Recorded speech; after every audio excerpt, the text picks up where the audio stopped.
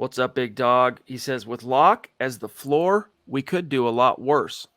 If we don't get a Rodgers or Wilson, we should hopefully have a legit contest between a journeyman or a QB in the draft with the let him hate coming back. Hashtag MHH for life. Thank you for those stars, bro. Big love. We really appreciate you.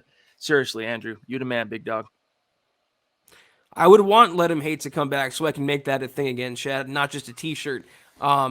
It just depends on how the incoming coach feels about Drew Lock, and we don't know who the incoming coach is. We don't know how they feel about Lock. That's a conversation they're going to have with George Payton, and they'll decide that. But for right now, he's the only quarterback under contract for 2022, and we have to assume that he'll return in some capacity.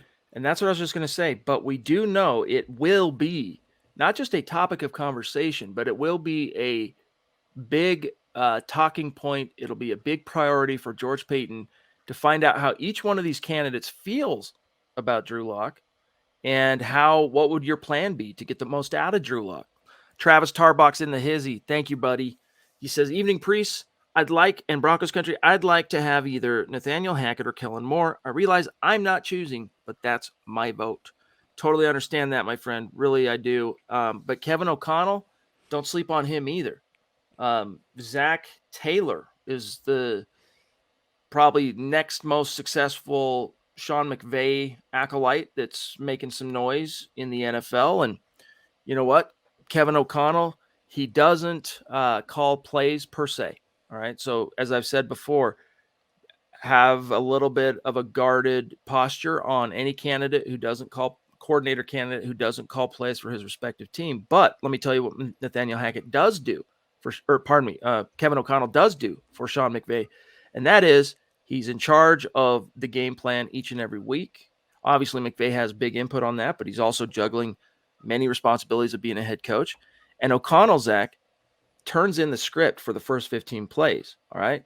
Now, that's an old Bill Walsh thing, the scripting the first 15 to 18 plays. Mike Shanahan came from that school of thought as well. Gary Kubiak. So does Sean McVay. Who, he's kind of like a mix between the Gruden and the Shanahan scheme. And that's who he trusts, I should say, Zach, to put that together.